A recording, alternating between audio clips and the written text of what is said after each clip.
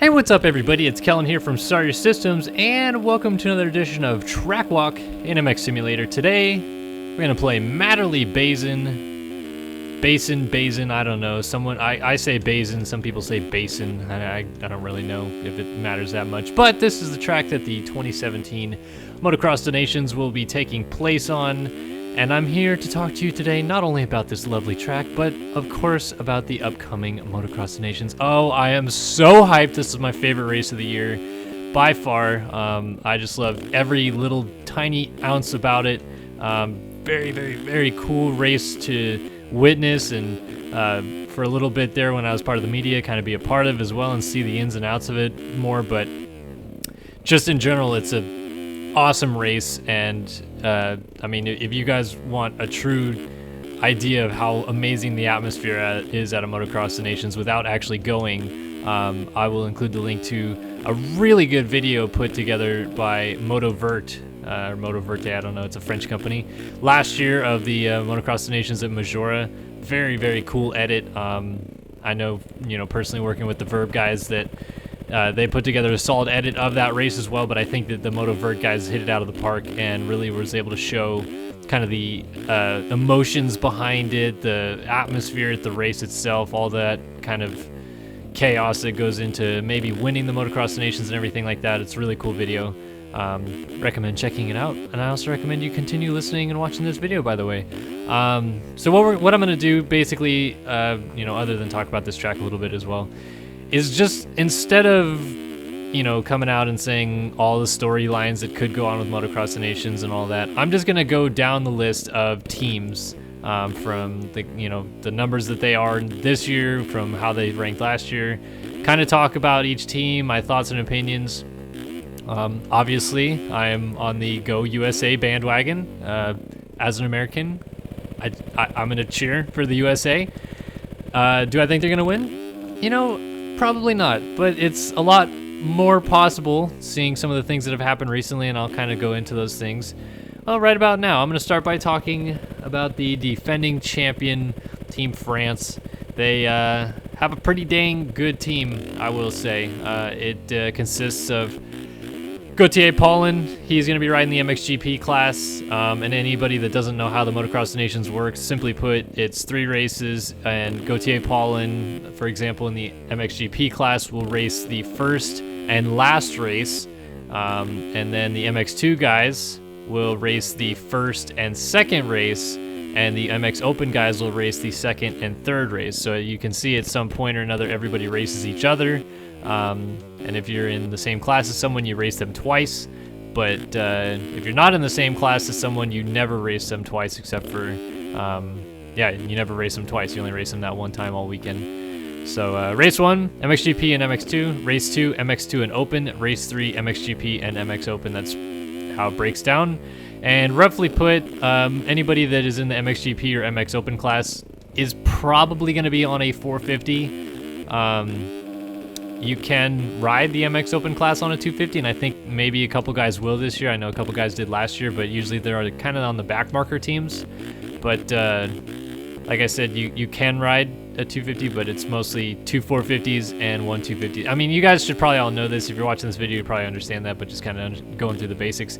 Team France, Gauthier Paulin, he will be running the number 1 on his Rockstar Energy Husqvarna Factory MXGP machine. Alongside of him, in the MX2 class, will be the kind of shock story, I feel like, of Motocross the Nations.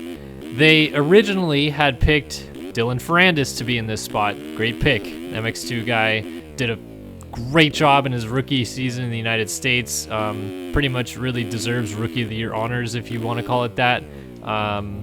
Just all around, won I think a moto or 2. I don't know if he ended up winning an overall, but just really good outdoor season. Almost won a couple Supercross races. He was fantastic, and he was going to have this spot, and it was going to be awesome, and he was going to be the number 2 bike, Star Racing Yamaha bike. And then he goes and breaks his foot, I believe it was his foot or his wrist, one of his exterior limbs there, at the, when did he do it? Was it Budds Creek he broke it, or was it Indiana? It was one of those two final rounds, and put him out for 2 months. Wasn't going to be able to make it back for those nations. That's fine. Team France has a backup, and their backup plan anyway all along was to insert the guy that helped them win the championship last year, Benoit Paturel, on the 250. And like I said, helped him win last year. Good rider, knows how to ride the bike well, knows the team well, knows the track well, etc. And then he goes up, wads his brains out, maybe not 2 days after Ferrandis gets hurt. And he had a long list of injuries. I don't remember all of them, to be honest with you, but I know that it was just one of those things that there's no way he's going to heal in time. And suddenly it turned into kind of panic mode for France. What are they going to do? Are they going to sign, or not sign, but get Christophe Pourcel to ride a 250? Are they going to, try to get Jordi Tixier to come back and ride a 250? What in the heck were they going to do? Nobody really knew. Tixier said pretty frank he was not going to go. So that was out of the question. I don't know if they asked Pourcel or not, but I would venture to say no. I know they've kind of burned some bridges with him. And so lo and behold, they go out and they pick a guy who I think has actually been on the team before, but hasn't raced professional motocross in, I think, 2 years now, Christophe Charlier, to ride the 250 class. Now, he's won GPs before on the 250, and right now he races Enduro, Hare Scramble, whatever series in Europe for Factory Husqvarna, I believe. If it's not Factory Husqvarna, it is a Husqvarna team. So he will be pit out under the Factory Husqvarna tent. I'm 99.8% sure, with pollen and stuff like that for the weekend. And the dude can ride. Like, this shouldn't be looked down as like a, oh my gosh, France just super downgraded and everything like that. Like, he will come out, he'll ride well. I think the question marks around that probably have to do with like what's his intensity level. If he hasn't raced professional motocross in any capacity for a year or two, will he kind of still have that same kind of go at it right away intensity that he needs when you don't really kind of need that in a GNCC race or a Hare Scramble or anything? So a couple question marks there, but I still don't think it's going to be all that bad. I could easily see him squeaking in maybe a top 20, top 15 finish, and that's really probably all they need out of him, because this year's going to be ridiculous upside down. Like, the winner is not going to score low. We've seen people win on like 19 points before. I just don't see something like that happening. I think it's going to be probably like in the 30s even that someone's going to win with this year, because it was 31, I think, was the winning score last year, and I could easily see it getting there this year again. So and France is also sending Romain Febvre as the MX Open guy, the 2015 MXGP World Champion. He's had a kind of an off year, but he really turned it around towards the end. He won a GP, won a couple motos, looked strong. So I expect him to do well. He always kind of shows up for the nations, as does Paulin, and Paulin had a really, really great year, first year on the Husqvarna. So, finished third in the World Championship. He's going to be on form, I think, and really make things a little bit easier on the mind for any French fans. But they're going to have to rely on Febvre really showing up to business, and Charlier at least just getting one good moto. If he could put down a 13th one moto, I think that honestly that gives France a chance to win. It puts all the pressure on Paulin and Febvre to go out there and do some, decent damage in both of their motos. They can't have a throwaway score, because you get scored on 5 of your 6 moto scores. You get 1 throwaway. But I still think that it's a good possibility that they could win, as long as those things kind of hit their marks. But that's kind of becoming the theme of this year's Motocross of Nations, where it's like, well, if X happens, then this team could win, but something has to happen, like something big has to happen. It's not just like, well, if they get a good smooth weekend together here, they're gonna win no matter what.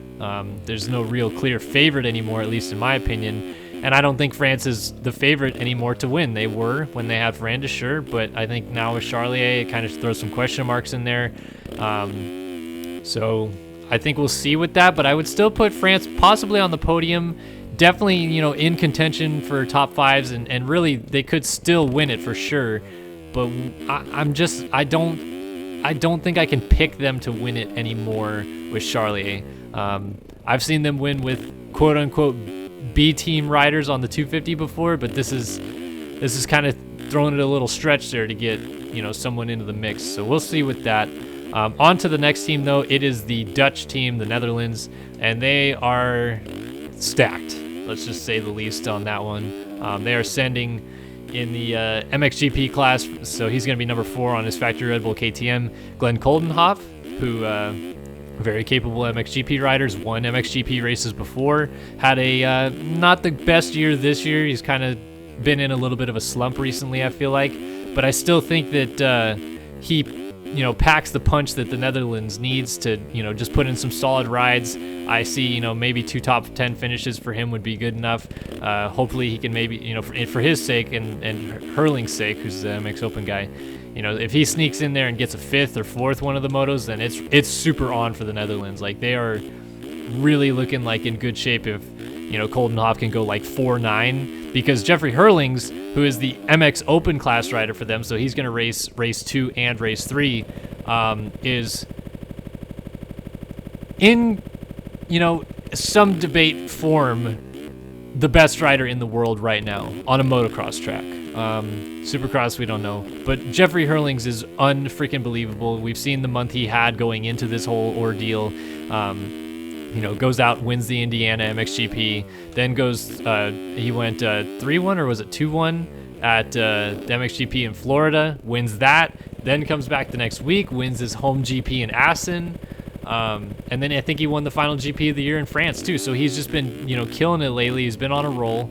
He did not win the world title, but he was really good in coming back from, an early wrist injury in the season, and if he goes 1-1 this weekend in his races, I'm not going to even be kind of surprised. I'm going to be like, yep, that's about on par for exactly what I thought's going to happen, because that's how on his game Hurlings is right now. And I think if it rains, that's even better, because he's really, really good when it comes to tricky conditions, and it's supposed to at least be a possibility to rain at Matterley Basin, and Hurlings is an animal. So the weak link of this team, and it was the weak link last year too, is their MX2 rider, and that is Brian Bogers. So Bogers is a really good rider. Nothing wrong with him. He's really the Netherlands' best pick for MX2. You could argue maybe Calvin Valandrin in there, but Bogers is a guy that has finished near GP podiums before, and he's finished in the top 5 in the standings before in the MX2 class. He's good. Is he good enough to put in good scores to help the Netherlands win? Yeah, I think he can. I think if he comes out and just kind of rides to a good solid couple, like it's the same thing with Charlie. If he can throw like an 11 in there or a 10 in one of his motos, again, like it is on. Like the Netherlands are in super good shape if Bogers puts one good moto down. If he puts 2, I think they're pretty much going to be unbeatable, because that's how good they're looking with, a solid Glenn Coldenhoff out there. Jeffrey Hurling's probably winning both motos that he's in, and then Bogers just needs, one solid moto score. But if he has 2, all the power to him. And that would put Netherlands on top for, I think, the first time ever. So that'd be kind of cool, I mean, that was almost the storyline last year. The Dutch were very close to winning the Motocross of Nations last year with this exact same team, and you could argue that France is at a hutch compared to what they have, or what they had last year, which was Paturel in the MX2 spot instead of Charlier. So I really look for the Netherlands being maybe the team to beat kind of going into this weekend. A lot of guys will be looking at them as like, wow, they have pretty much everything that they need to win this thing. Now they just need to go out there and get the results. So if I am picking a winner right now, I say that the Netherlands can win this thing this weekend. But I think they're going to get a real challenge from the team I'll talk about in a few moments. Not the Americans, which is the next team on the list. They are number 7, 8, and 9 for finishing 3rd last year. And you can go all over the board with wherever you want on this one. I really like this team because it consists of 3 guys that actually wanted to go and really badly want to be there and are going to ride their balls off to show that, riding for your country and this whole thing is something you should do and whatnot. Not to prove a point, but just because like they are that grateful that they got the opportunity. I know Osborne is super grateful because he talked all preseason about as long as he gets to go to the Motocross of Nations for the USA, he did everything right this year. And truly, he did everything right this year. I mean, he won the 250 East Championship, goes outdoors, has a great season, kind of had issues there in the middle, but then just started clicking off consistent moto finishes, won a few races near the end, wins the championship, deserves to have the MX2 spot that he does. He's going to be number 8 on his factory Husqvarna. And the MX1 guy, MXGP guy, if that's what you want to call him, whatever, Cole Seeley. Yeah, not everybody's first pick. We know that. He knows that. But he has been very good in the closing stages of this season. He got a podium at Unadilla, amidst the Marvin, Tomac, everybody riding their, bananas off, whole debacle thing, and he still went out there and slayed into a podium finish. He's capable of producing, I think, some magic with this team. He has got all the things that he needs to make his weekend on point. Got a factory HRC Honda underneath of him, really good training program, and he's been healthy all year. He's just had a pretty solid season. He's the only guy other than Marvin Musquin and Eli Tomac to finish top 5 in both Supercross and Motocross standings in the States. So,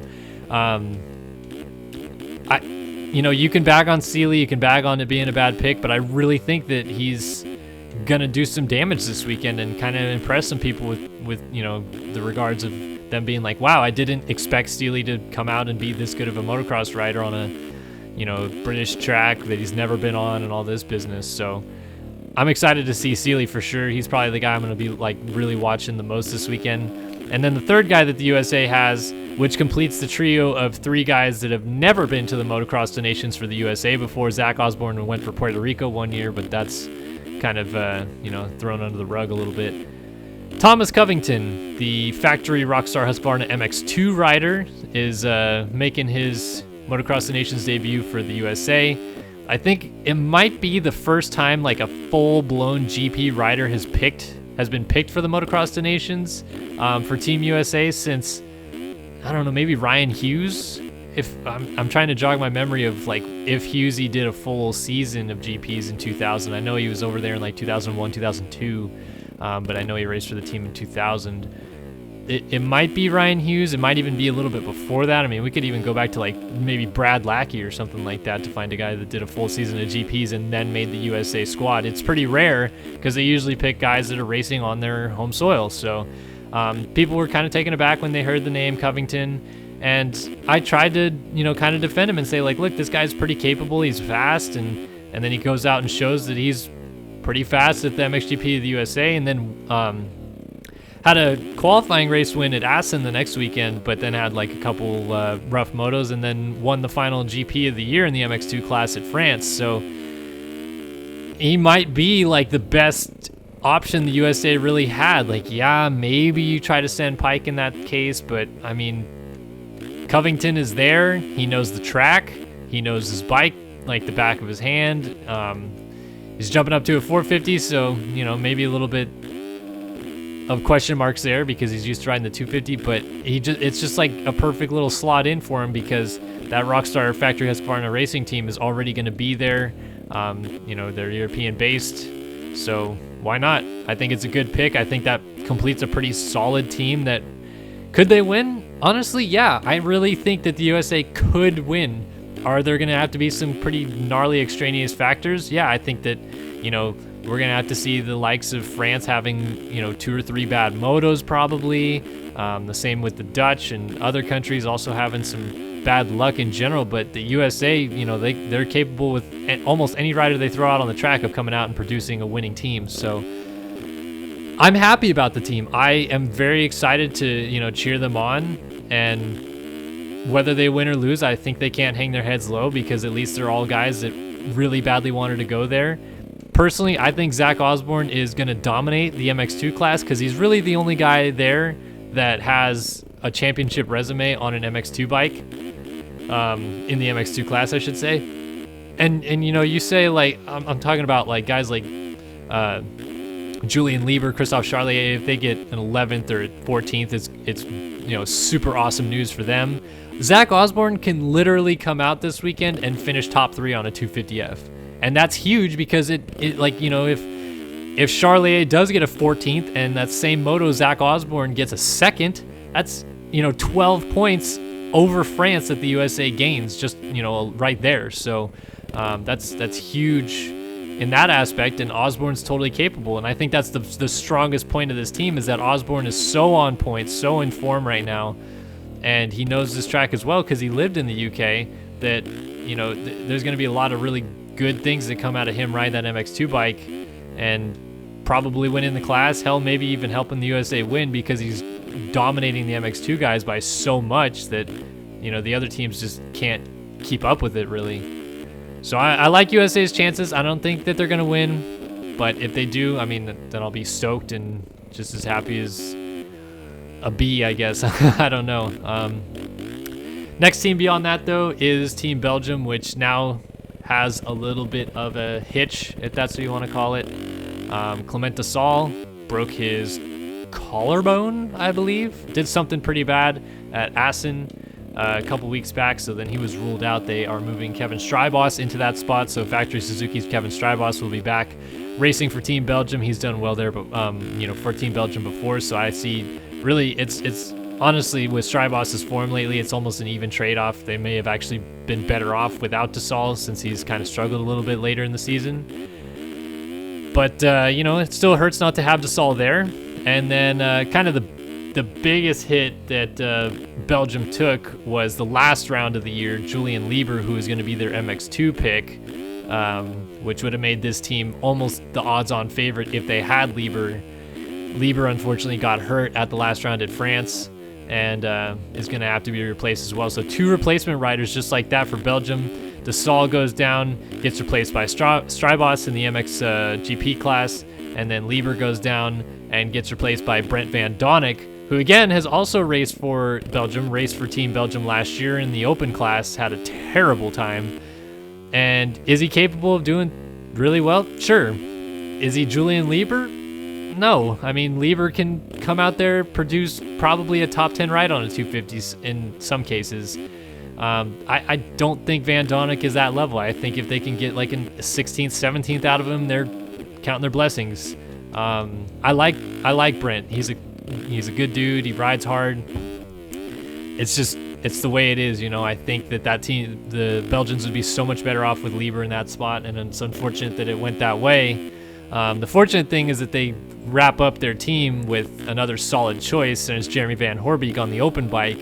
So really, that's not a bad team. A podium team, I could really see them challenging for a podium team. It's going to take a little bit for them to win because I think Strybos and Van Horbeek are both going to have to ride inside of the top 5 all day long for them to have a chance to win, because they're going to need like a 16th, 17th place finish out of Van Donik to be in consideration, I think. But it could happen. You never know. I mean, the Belgians have won with some tricky situations before. I mean, Clement Desalle crashed in the first corner of the second of his second moto in Germany in 2013, and the Belgians still won. And Desalle's sitting in the medical cart with a broken collarbone, and the Belgians still won. So good team, possible winners, yes, maybe. Definitely podium threat, definitely top 5 threat.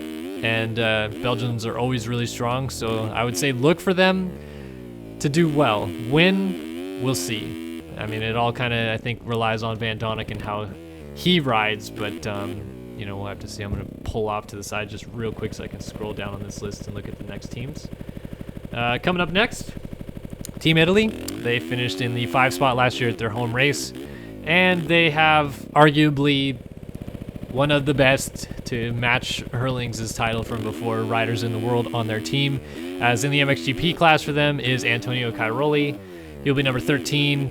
Factory Red Bull KTM just won his 9th world title this year, his 7th MXGP World Championship. On point. I mean, Cairoli, when he's on, is damn good. And again, just like with Hurlings, if Cairoli comes out and wins both of his races, I don't know. I don't think I'd be that surprised. Right now, I would pick Cairoli to win the opening moto because he won't face Hurlings in that race, and then they'll face off against each other in the last moto. So I think it'll be like Cairoli wins Moto 1, Hurlings wins Moto 2, and then there's going to be a throwdown in the last race, probably between the two of them. But I think Hurlings will probably win that moto. And Cairoli will be content with just trying to get Italy like on the podium, because behind him is, you know, it's not a bad team. It's probably one of the best teams that Italy could throw out there right now. But they're going to have Michele Cervelin on the 250 bike, which I think that could be good. He's been riding factory Honda all year long and in the MX2 class, and well, sort of all year long. He's been riding the 18 Honda the past couple rounds. Kind of been their poster child for that, if you will. And he's a good rider. Do I see him finishing top 20 in the MX2 class? You know, like top 20 in his races on an MX2 bike? kind of a stretch. I think maybe, yes, he could do it, but he's, again, kind of like a Van Donnick. Like, he's hit or miss. Some days he's amazing. Some days he's like, yeah, that's exactly what Michele Churvelin is going to do, you know? And then to wrap out this team is recent Italian champion. He's going to be on the open bike, Alessandro Lupino. So, again, it's like the best team I think Italy could put out right now, other than maybe having Gianluca Facchetti ride in the MX2 class and put Churvelin up onto the 450. Although I guess Lupino would probably be a better choice. So maybe, you know, Gianluca Facchetti would be on the 250 bike. But again, I think it's just the best team they can put out there, and it's just the cards that have been dealt to them. You know, you have a team of Davi Philipparts, Antonio Cairoli, and like a healthy and fit Alessandro Lupino.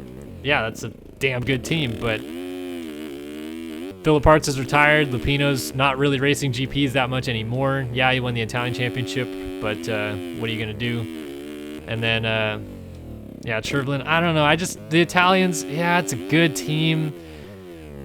Top 5 would be the good finish for them, though. If they could do that again like they did last year, that would be like a they should go home happy moment for them.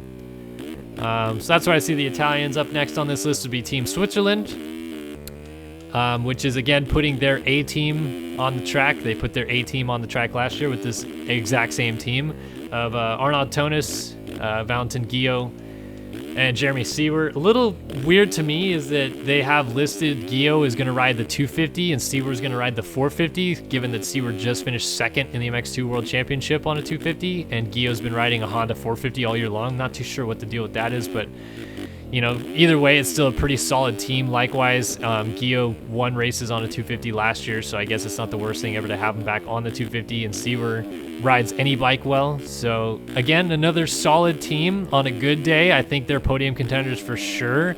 On a miracle day, they could win.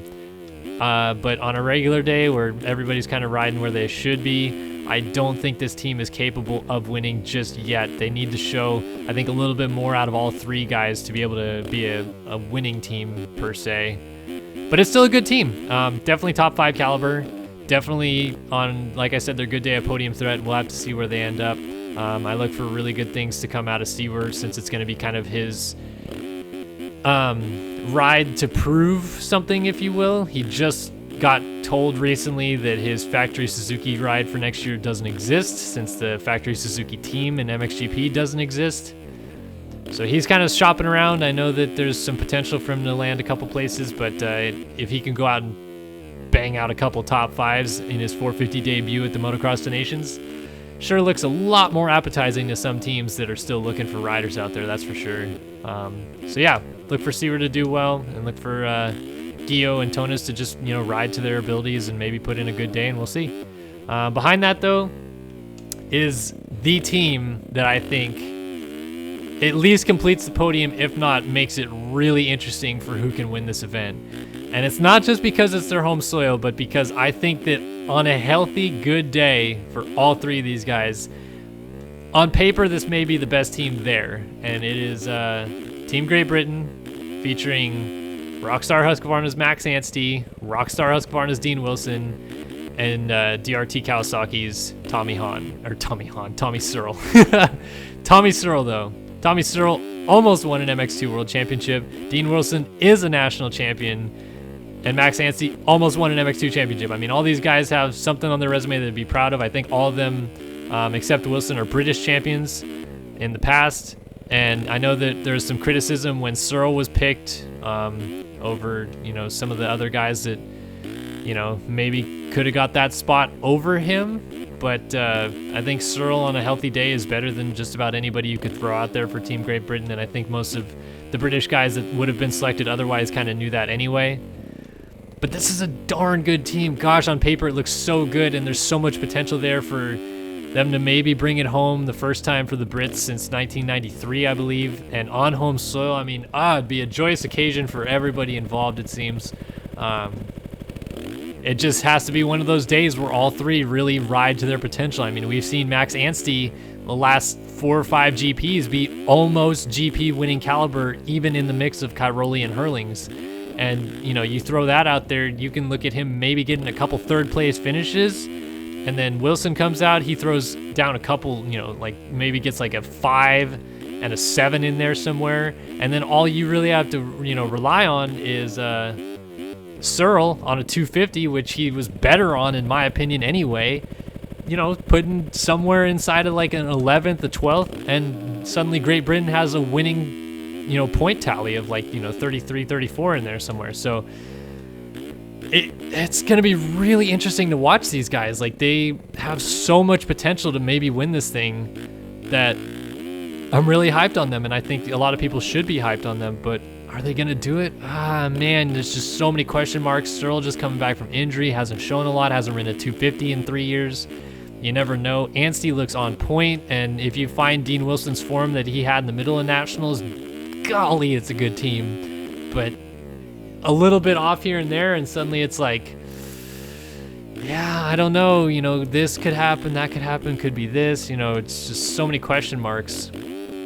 But again, I do think that this could be a winning team this year. Definitely a podium threat. Home soil, great team put together. Not a lot of holes there, mixed in. So yeah. Moving on beyond those teams that I've all mentioned, though, it gets kind of thinned out to guys that are probably just going to send, teams of good riders, but whether or not they're going to be winning teams, shoot, I don't know. I mean, Australia is going to throw Dean Ferris, Hunter Lawrence, and Kurt Gibbs out there. Really, best team they could put out there. Lawrence has been fantastic on a 250 lately. Dean Ferris has ridden GPs before, knows about this track and everything, and probably the best rider Australia has anyway right now. Just won the national championship, and then the year before that, Kurt Gibbs won the national championship. So, good team. Are they solid enough to finish on the podium? No, probably not. I think they're going to just miss it. On a good day, I think their best is probably 4th. They could luck into a podium maybe, but I think it'd take some really damn good solid riding out of all 3, and not just like a one-off moto for this guy and then everybody else picks up the slack. I think they need really 6 solid scores to be in contention. I know they have a drop score, but I think they really need all 6 motos to be really good, for them. And then behind that, Estonia, maybe one of the more noticeable teams that will be talked about this weekend, pretty much for the sole fact that Tanel Leok is returning for his 16th straight, I think, Motocross the Nations. I think his first one is in 2001, and he's back again in 2017. He will be in the MX Open class for Estonia, and he's joined by Prit Ratsep and Harry Kulas. So again, a really good team of GP guys that know the lay of the land, know the track, all that business. But again, it's starting to get back to the spots where you just have to find the guys that won't get it done. And I think that this team is one of those where, yeah, I mean, if they come home in 6th or 7th, they should be stoked because they were 9th last year and they have a great team this year. But it's going to take some damn good riding, like any team that I've talked about. Behind that, Canada, good team. I think it could have been better, honestly, but that's just how it kind of, the cookie crumbles. If you have a team of Colton Fasciotti out there with, I don't know, Cole Thompson in his top form, and yeah, maybe T-Dags is a good pick for that open bike, but Sean Moffenbauer is good, but there's so many, he hasn't ridden against some big world-class talent on this big stage and doesn't, yeah, sure, he won the MX2 title this year, but is this really where he's gonna, shine right here? A Canadian MX2 champion isn't giant. It's a big deal, sure, but it's not like winning an AMA national championship or an MX2 world championship. So the team is good. T-Dags, Sean Moffenbauer, Colton Fasciotti. Love Fasciotti's bike, by the way. Holy crap, that thing looks sick. It's a factory Honda with all these Canadian flags and stuff lit all over it. Looks awesome. But I think that's about all we're going to talk about with Canada, because they're just going to be a solid team that probably going to finish somewhere in the 7 to 11 range again. They finished 10th last year. But they need more. They would need Kevin Benoit on the track probably to really shine through. And he shined last year, but didn't have any help. This year he had help and he's hurt.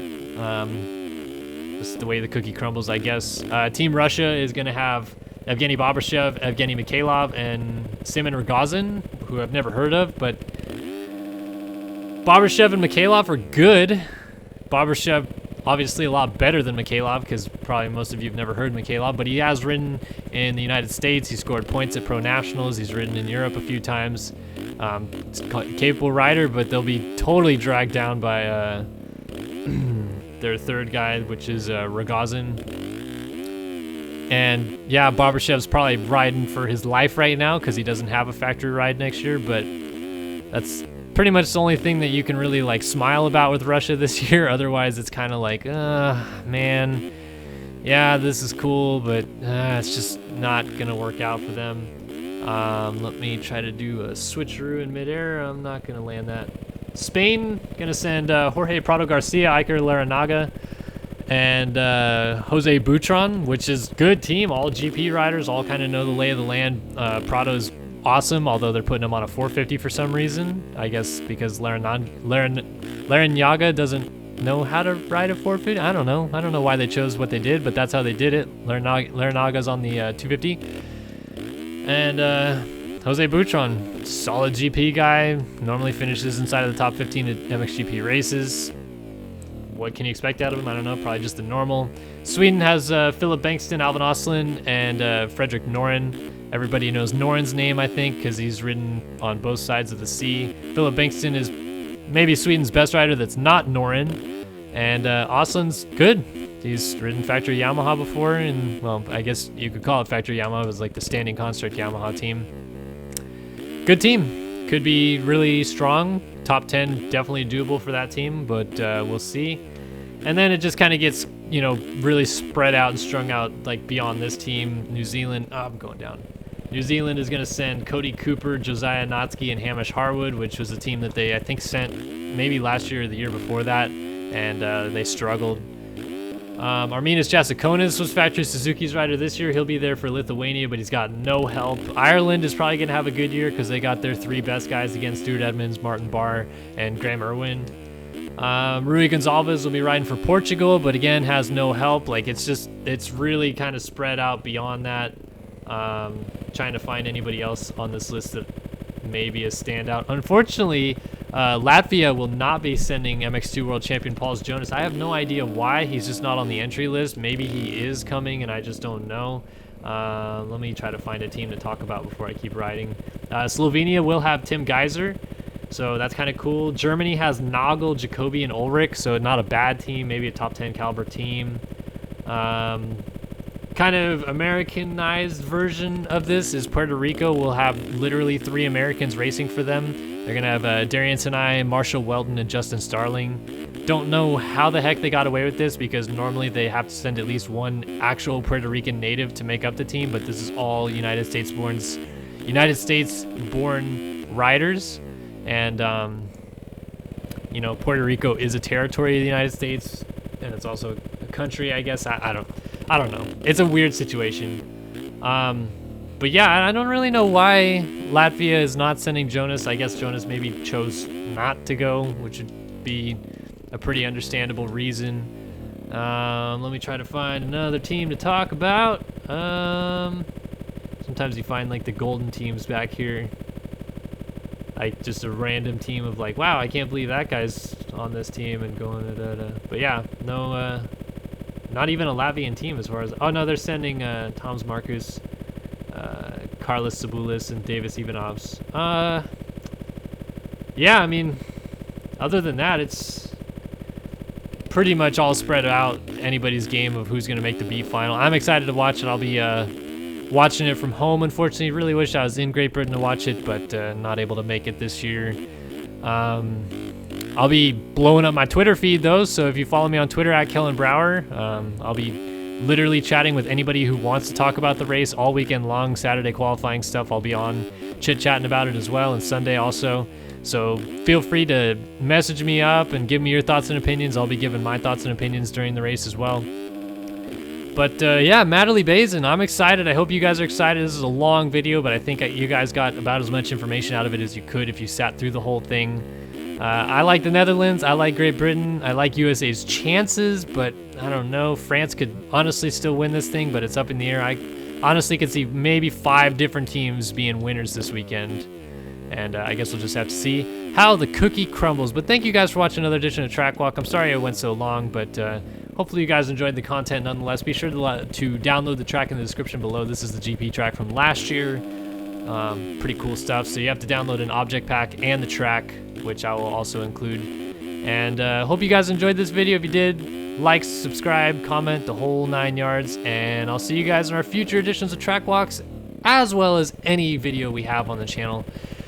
But for Kellen here on Starter Systems, so long for now.